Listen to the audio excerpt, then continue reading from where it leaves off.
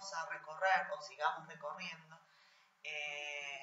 la obra de Freud para trabajar algunos puntos que son importantes a mi entender para poder comprender qué pasa con el desarrollo de la sexualidad humana.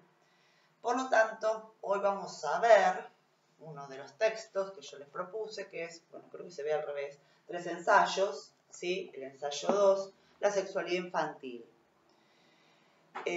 Vamos a tratar de ir de a poquito, ¿sí? Desarticulando y desmenuzando este texto para que no se haga tan compleja a la hora de poder abordarlo y poder leerlo, esta lectura y este análisis de la obra.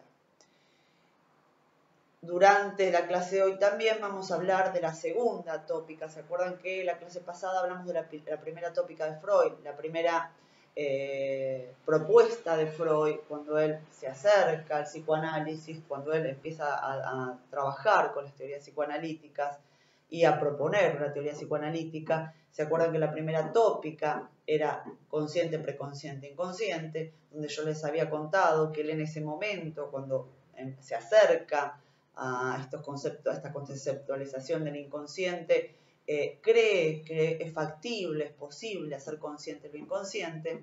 Luego, durante el desarrollo de toda su obra, va a hacer una relectura de esta primera tópica, de esta primera postura, y va a plantear la segunda tópica, donde ya habla del yo, del superyo y del ello.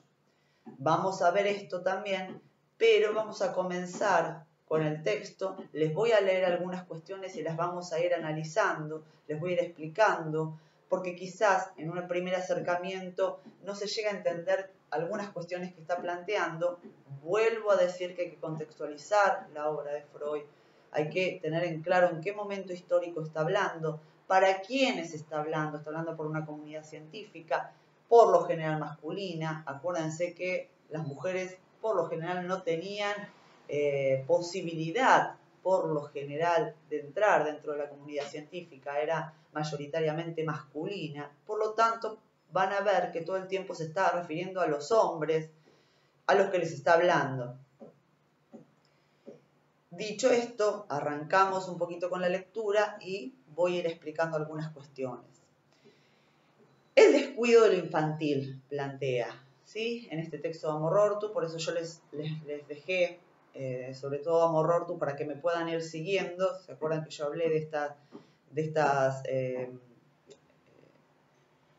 diferentes editoriales? Que está Ballesteros, está Amor-Rortu, ¿sí? Donde dijimos que Amor-Rortu es una traducción lo más fiel posible al alemán, que es bastante complicado porque hay palabras y conceptos que son diferentes o que no se pueden traducir directamente.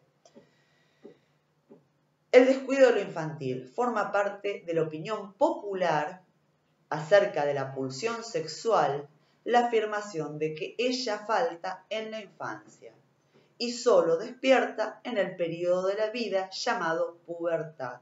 ¿Qué está diciendo acá? Hasta ahora, el común de la gente cree que no hay sexualidad, una energía sexual. Acuérdense del concepto de pulsión, una energía sexual en la infancia, y que solo esta se despierta así de un día para el otro con la pubertad.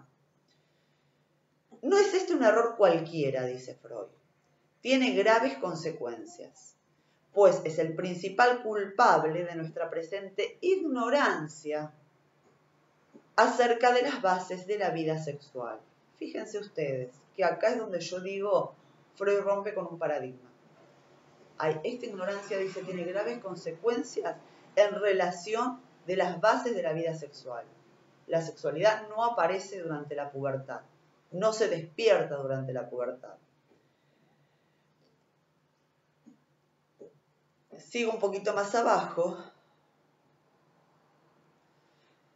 Cosa notable, dice Freud, los autores que se han ocupado de explicar las propiedades y reacciones del individuo adulto prestaron atención mucho mayor a la prehistoria constituida por la vida de los antepasados. Vale decir, atribuyeron una influencia mucho más grande a la herencia que a la otra prehistoria, la que se presenta en la existencia individual, la infancia. ¿De qué está hablando cuando habla de la prehistoria? Vuelvo a decir, vamos a ubicarnos en época. Las enfermedades mentales, las patologías, ¿sí? Por lo general, lo que es la medicina tradicional, solía argumentar, y aún hoy se escuchan estas argumentaciones, que si un paciente, una persona, tenía una patología, se buscaba en la herencia. Por ejemplo, un paciente esquizofrénico evidentemente tenía que tener algún tío, abuelo, primo, lejano, bisabuelo. Se busca en la herencia antepasada de dónde surge esto, porque se pensaban las patologías mentales como producto de una enfermedad hereditaria. Entonces, dice, los médicos, la comunidad científica está todo el tiempo atrás de la prehistoria, de las enfermedades mentales, sin prestar atención a una prehistoria más cercana. Yo no sé si ustedes recuerdan cuando, desde Piaget, y Vygotsky también lo plantea, se habla de una historia ontogenética y filogenética.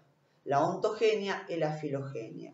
Cuando hablamos de la filogenia, estamos hablando de la herencia como especie, ¿sí? A través del tiempo, desde el Homo sapiens sapiens, ¿sí? Hasta ahora, toda la herencia humana en cuanto a lo biológico que traemos nosotros. Ustedes saben que nosotros en nuestros genes tenemos una herencia y tenemos una prehistoria. Digamos, en nuestros genes hoy ahora está toda nuestra prehistoria, aunque no la conozcamos, de todos nuestros antepasados.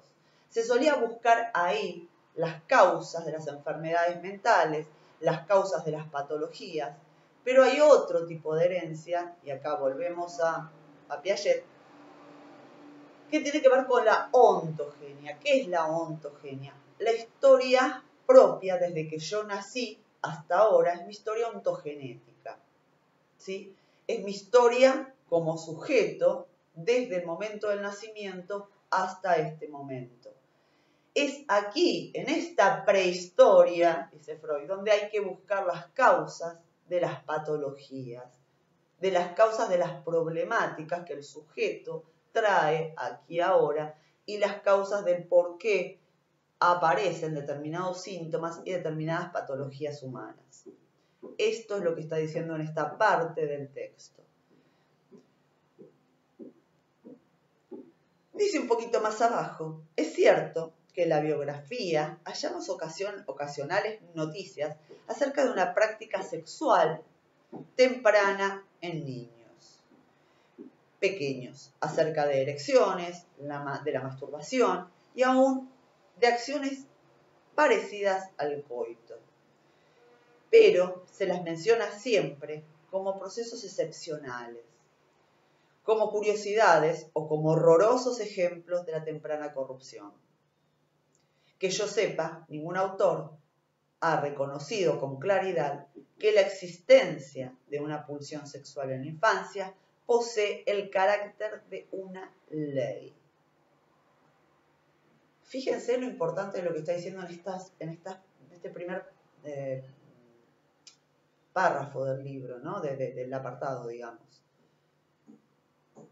Solamente se reconocía y se reconoce aún hoy, porque fíjense que esto a veces cuesta muchísimo, como habíamos hablado en las clases anteriores, pensar en la sexualidad infantil, las prácticas masturbatorias, acciones parecidas al coito, en un niñito chiquito, que no sea un puber o un adolescente, ¿no? O un adulto. Cuando las pocas veces, dice Freud, que se reconoció que había algo del orden de las prácticas masturbatorias, parecidas al coito, de alguna curiosidad, ¿no? Que se planteaba como horrorosa, estaba asociada a una enfermedad mental, estaba asociada a una patología. Acuérdense que habíamos visto que todas estas patologías o todas estas posiciones médicas en relación a las patologías pensaban que una masturbación o que alguna práctica genital de un chico o de un ser humano o de un adulto también estaba asociada directamente con la enfermedad mental. Este se volvió tarado porque se masturbaba, por ejemplo.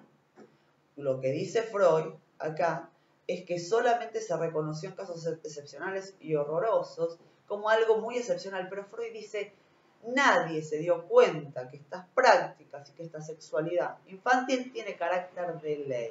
¿Qué está diciendo con esto?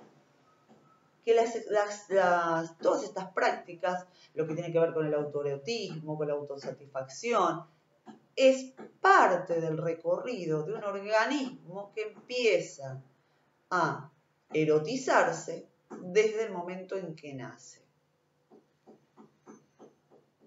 Y fíjense que le da carácter de ley. Si es una ley, es para todos y es siempre. No se puede saltear esta ley. Nos pasa a todas y a todos. ¿Qué pasa con este cuerpo? ¿En qué momento se empieza a erotizar este cuerpo? ¿En qué momento empieza a surgir la sexualidad infantil? ¿Cómo lo plantea Freud acá? En el momento mismo en que el sujeto nace.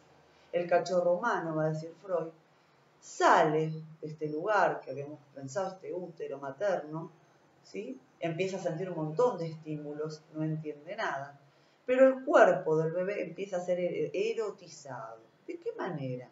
Y esto hay que pensarlo muy bien y hay que entenderlo muy bien, porque si no, cuando uno habla de erotizar un cuerpo, inmediatamente está hablando de un adulto que está abusando a un niño. Y Freud descubre que no es esto. Cuando el bebé, yo tengo a mi bebé, acaba de nacer, lo toco, lo acaricio, lo beso, le hablo, lo miro, toco todo su cuerpo, le cambio los pañales, le toco toda la parte genital, la parte anal, suavemente, le hago cosquillitas, ¿sí? Le voy hablando suavemente, o sea, no estoy a la bonita, pendejo, ¿no?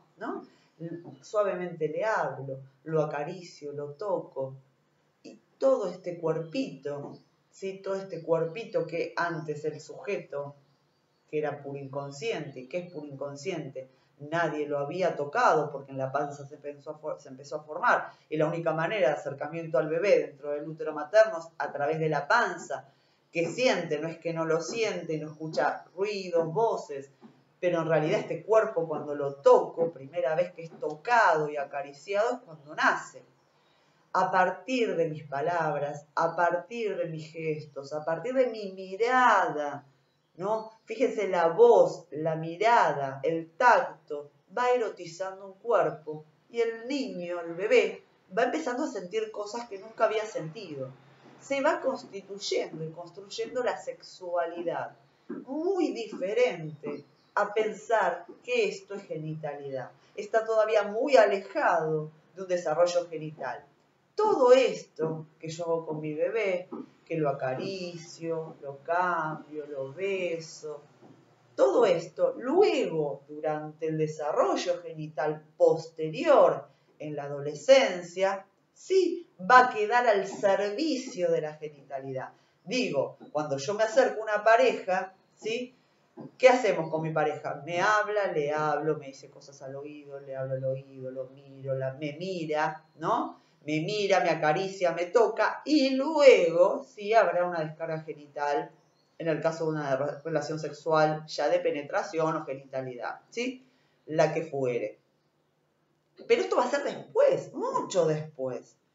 Si no hubiera pasado todo esto primero, de un cuerpo erotizado, acariciado, mirado, hablado, nombrado, la importancia del nombre que después lo vamos a ver, sería imposible que después se goce de todo esto, se disfrute de todo esto en un desarrollo ya genital posterior.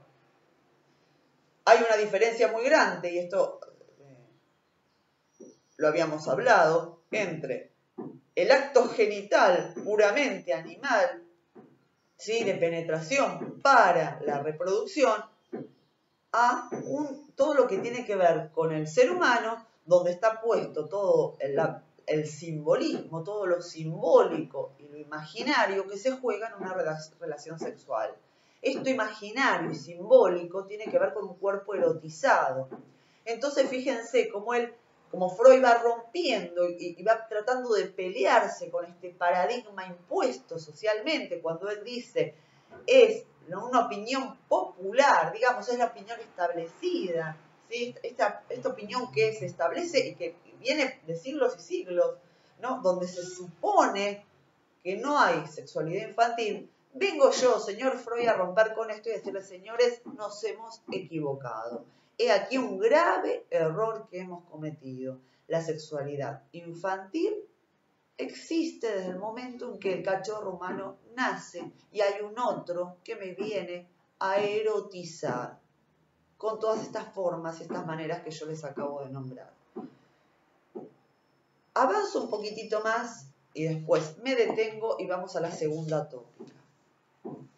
Si ustedes dan vuelta a la página, yo la tengo en la página 158, habla de la amnesia infantil. Dice, escuchen esto porque también es fundamental. La razón de este asombroso descuido, ¿de qué descuido estamos hablando? De este descuido y de esta opinión popular que cree que solamente existe la sexualidad durante o aparece durante la pubertad, dice, la razón de este descuido la busco en parte en los reparos convencionales de las autoridades a consecuencia de su propia educación. ¿Qué está diciendo acá? Y si podemos pensar, con los que vimos Foucault, ¿no? Si podemos pensar, hay algo del orden de la represión, ¿no? ¿Se acuerdan que esta crítica Foucault, no con todos vi Foucault porque este video es para varios cursos, pero bueno, les hablo en este punto puntualmente sobre Foucault a los que me han seguido en Foucault. A ver, dice, ¿por qué? ¿Por qué existe este olvido? ¿Saben qué? Tiene que ver con una cuestión de educación. Por un lado está la cuestión de educación, ¿sí? ¿Qué es esto de la cuestión de educación? Bueno, el niño no tiene que manifestar ningún tipo porque hay una censura, porque viene del lado de afuera, eso no se hace, ¿qué estás haciendo, no? Y una cuestión esta cuestión pudorosa de que esto no se debe reconocer. Entonces, este olvido o no darse cuenta de la sexualidad infantil, por un lado, la ubica del lado de la educación. Y en parte, en un fenómeno psíquico, dice, que hasta ahora se ha sustraído de toda explicación. ¿Qué quiere decir que se ha sustraído? ¿No? Cuando uno sustrae, saca, ¿no? Se ha sacado, no está presente en ninguna explicación. Aludo a la peculiar amnesia que en la mayoría de los seres humanos, no en todos, cubre los primeros años de su infancia, hasta el 6º o el 8º año de vida. Hasta ahora no se nos ha ocurrido asombrarnos frente al hecho de esta amnesia, pero tendríamos buenas razones para ello. En efecto, se nos informa que en esos años, o sea, los primeros años de vida, de los que después no conservamos en la memoria, sino unos jirones incomprensibles, o sea, cuando uno se acuerda de su relación, de su niñez, solo algunos recuerdos muy incomprensibles, algunos como unos flashes, ¿no? Que uno se acuerda de cuando era muy chiquitito, pero no son comprensibles. Reaccionábamos con vivacidad frente a las impresiones, sabíamos exteriorizar dolor, alegría, y de una manera humana mostrábamos amor, celos y otras pasiones que nos agitaban entonces con violencia. Y aún pronunciábamos frases que los adultos registraban como buenas pruebas de penetración y de incipiente capacidad de juicio. Una vez adultos, nada de eso sabemos por nosotros mismos. ¿Por qué nuestra memoria quedó tan retrasada respecto de nuestras otras actividades anímicas? Máxime, dice Freud, cuando tenemos fundamentos para creer que en ningún otro periodo de vida la capacidad de reproducción y recepción es mayor justamente que en los años de la infancia. Vamos a tomar todo esto que acabo de leer. ¿Qué está diciendo acá? Habíamos dicho, por un lado, la educación, ¿no? La educación hace que nos olvidemos. No podemos reproducir nada de esto porque viene del lado de no se puede hablar, no se puede decir, no se puede manifestar. Pero por otro lado, es algo que aparece desde lo psíquico. Sobre esto es lo que vamos a empezar a analizar cuando veamos las etapas de evolución de la libido sexual. ¿Qué es esto de lo psíquico? Y acá tenemos que pensar lo que luego les voy a explicar bien. Cuando yo, como les decía recién, hago memoria de lo que me pasó, de mis manifestaciones, cuando yo era un chiquitito, 1 año, 2 años, solo me acuerdo de algunas cosas muy vagas, flashes. Si yo me tengo que acordar, o sea, me acuerdo, siempre doy un ejemplo, fíjense, ¿no? Cuando yo era muy chiquita, tenía 1 año y pico, mi hermana, que es 2 años más grande que yo, mi mamá nos hacía esos rodetes, teníamos el pelo muy largo, nos hacía esos rodetes, nos ponían los invisibles, no sé si los reconocen, ¿no? Eso, yo le digo invisible, no sé, esas hebillitas que tienen una puntita con una gomita. Siempre nos hacía esos rodetes, ¿no? A mi hermana y a mí, las dos con el pelo muy largo. Mi mamá se va a hacer compras, vivíamos en el fondo de la casa de mi abuela, supuestamente mi abuela nos estaba cuidando. Fíjense, yo les estoy contando algo de cuando yo tenía 1 año y pico. 1 año por ahí, 1 año y algo, porque si tenía el pelo largo, supuestamente tenía más de 1 año, ¿no? 1 año y algo. 2 años no tenía. Mi mamá se va, mi hermana me dice, las dos estábamos acostadas en la cama de mis padres, vamos a hacer que fumamos. Bueno, chicos, ahora fumo, fíjense, capaz que fue culpa de mi hermana. Vamos a hacer que fumamos. Entonces ella se saca uno de los invisibles y hace, ¿no? No sé si tengo un cigarrillo acá. Bueno, hace el gesto de fumar.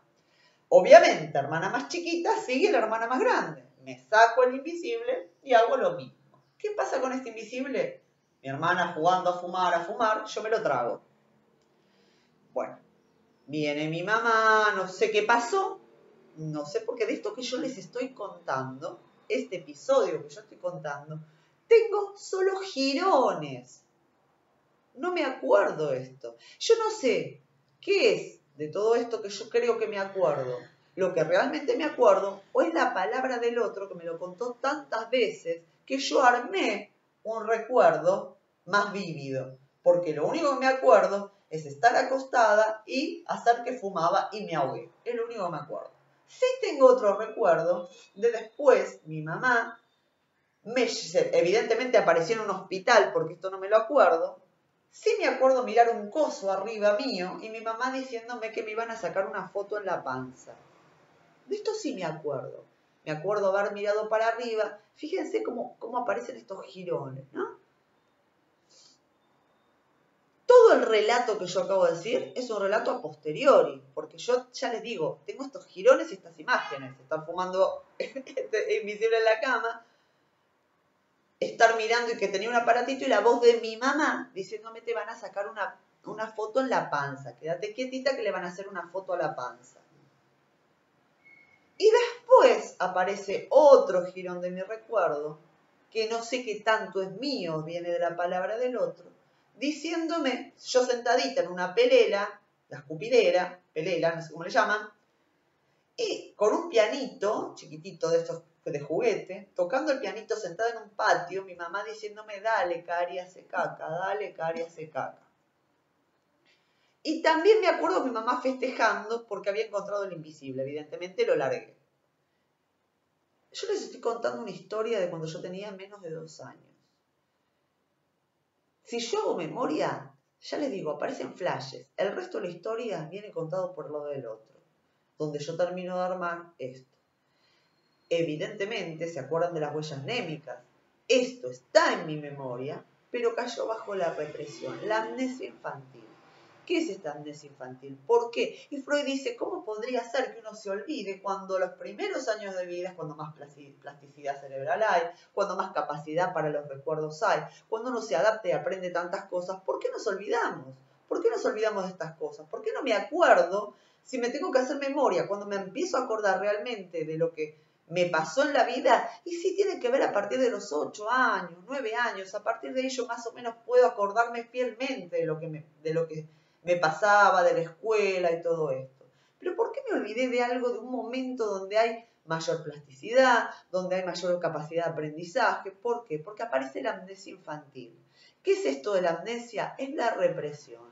¿Por qué aparece la represión en estos primeros años? Esto lo vamos a ver cuando yo en la clase próxima les desarrolle bien las etapas de evolución de la libido sexual y van a ver por qué en algún momento esto cae bajo la represión. Este es el por qué, dice Freud, por qué me olvido o por qué nadie, ningún adulto casi se acuerda de que en los primeros años de vida había un disfrute de la sexualidad, de un cuerpo sexuado, no de la genitalidad. No estamos hablando de genitalidad todavía. Acuérdense, creo que yo ya se los conté, que cuando mi nene era muy chiquitito, en la bañera lo encontré jugando con un tarrito que se lo metía en el pitulín, en el pene, chiquitito, y yo le digo, ¿qué estás haciendo? Ah, me da cosquillitas, me dice. Bueno, ¿no? Esto que dice Freud acá, bueno, algo parecido hasta el coito, bueno, en realidad es lo que estaba haciendo jugando, porque había una satisfacción en su cuerpo y algo que le traía satisfacción, porque había un cuerpo que le daba cosquillitas placenteras.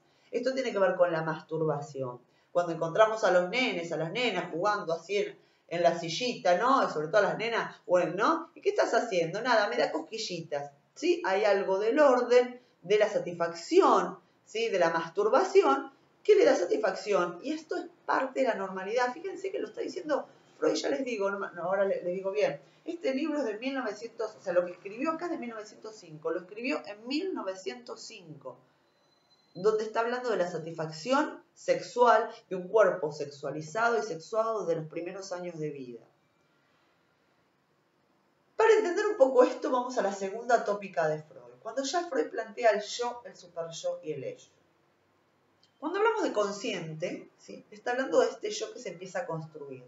El cachorro humano, dice Freud, es puro inconsciente.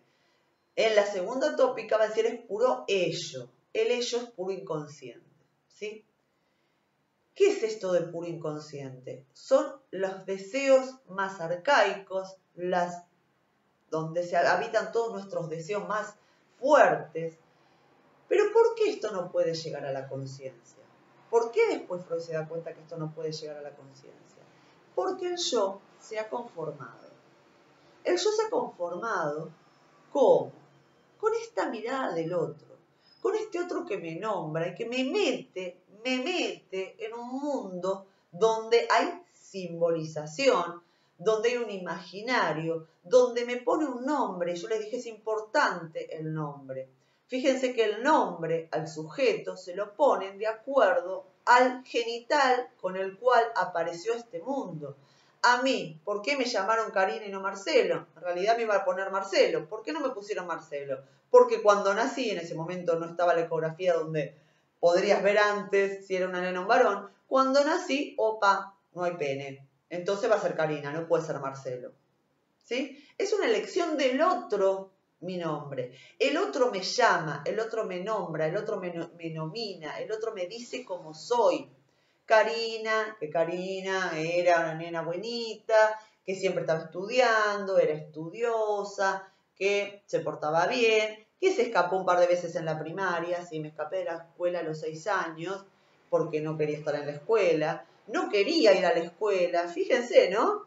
Todo esto que yo les voy contando, algunas cosas me acuerdo, otras no. Cuando me escapé de la escuela tengo un reflejo muy raro de esto, ¿no? Sé que abrí una puerta y me fui.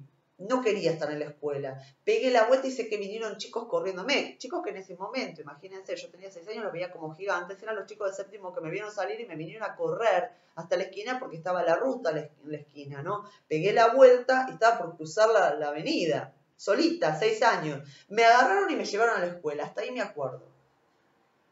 Tenía 6 años. No me acuerdo más. Esta era Karina, la que se escapaba, la que no quería ir a la escuela, la que era muy estudiosa, la que a los 4 o 5 años ya sabía leer la hora, no con el reloj digital, no la hora, la que aprendía un montón porque me gustaba mucho. Bueno, esa fue la Karina que construyeron junto con el nombre que me buscaron. Ese fue mi yo. Este fue el yo que nombraron los otros.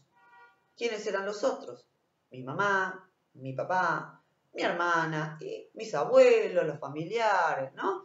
Todos hablaban sobre mí y además todos me enseñaban, en esto que se llama socialización primaria, lo que está bien y lo que está mal.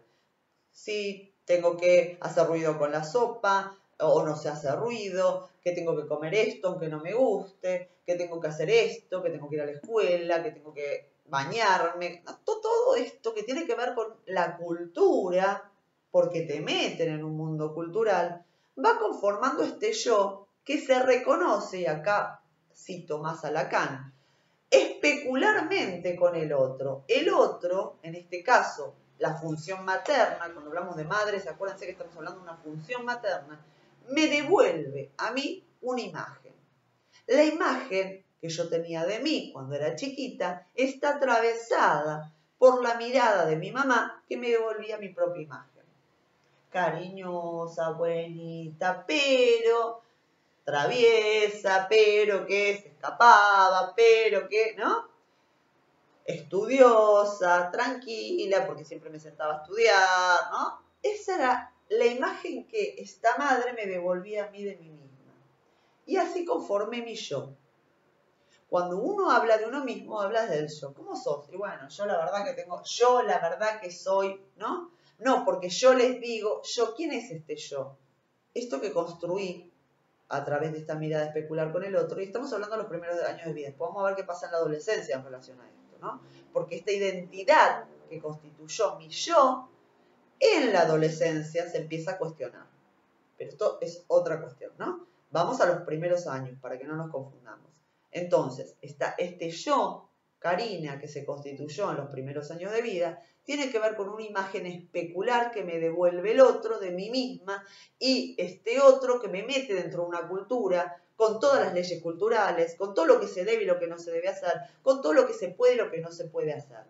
Cuando me está diciendo y se me va constituyendo, después cuando veamos las etapas les voy a mostrar en qué momento esto se constituye.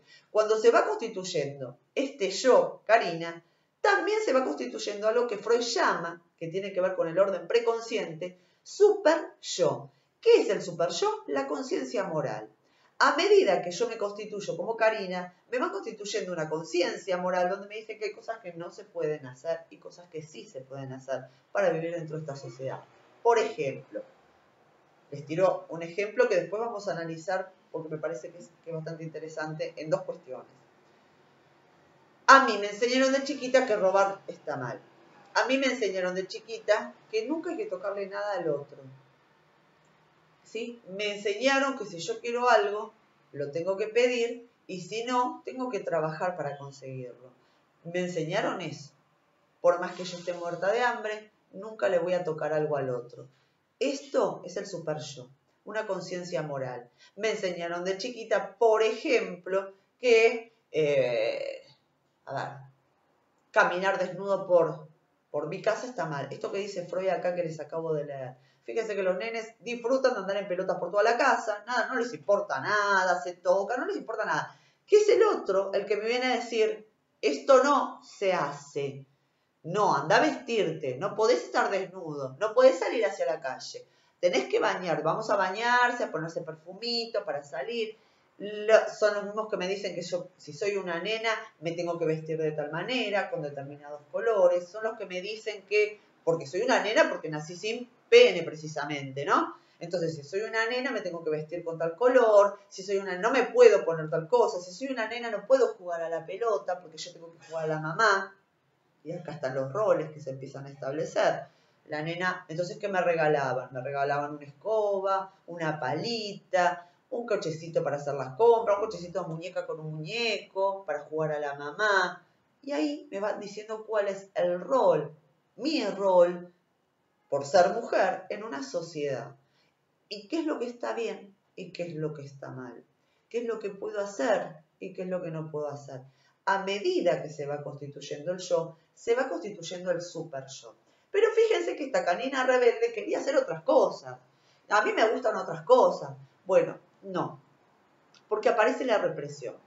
Entonces, todos estos deseos más inconscientes que tienen que ver, por ejemplo, con el deseo de destrucción, que después Freud va a analizar cuando habla de el eros y el tánatos, esta pulsión autodestructiva. Yo quiero hacer lo que se me dé la gana, no me importa nada.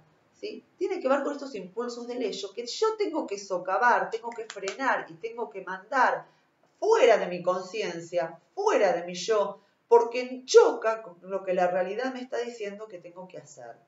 No puedo hacer algo que sé que no tengo que hacer. Si pensamos, esto para que vayan construyendo más o menos una idea, ¿qué pasa con una discapacidad mental? ¿Qué pasa con este yo que no se termina de construir con la mirada del otro? ¿Se construye un super yo que tiene que ver con una conciencia moral, donde está bien claro lo que yo tengo que hacer y lo que no? Dejo acá. Necesito que me pregunten, necesito que me digan si se va entendiendo lo que estoy explicando. Tranquilos, y tranquilas, vayan leyendo de a poco, me van haciendo preguntas, me van diciendo, porque sus preguntas me guían a mí para retomar y seguir avanzando un poco más, qué es lo que se entiende y qué es lo que no se entiende. La clase próxima vamos a empezar a ver algo que tiene que ver con las etapas de la evolución de la libido sexual. Vamos a hablar de las etapas. Algunos de ustedes ya las conocen: oral, anal, fálica, periodo de latencia y genital. Estas son las etapas de evolución de la libido sexual. Las vamos a analizar, las vamos a comenzar a analizar en la clase próxima. Espero que se haya entendido, no quiero hacer más largo el video, más extenso. Cuídense muchísimo, la cosa está medio complicada con el virus. Traten de cuidarse a ustedes y a sus familias y a toda la sociedad en general. Cuidémonos mucho. Les mando un beso grande. Y bueno, acá estoy para que me pregunten lo que necesitan y lo que no se haya entendido. Yo lo voy a explicar y nada, que estén muy bien. Chau, chau.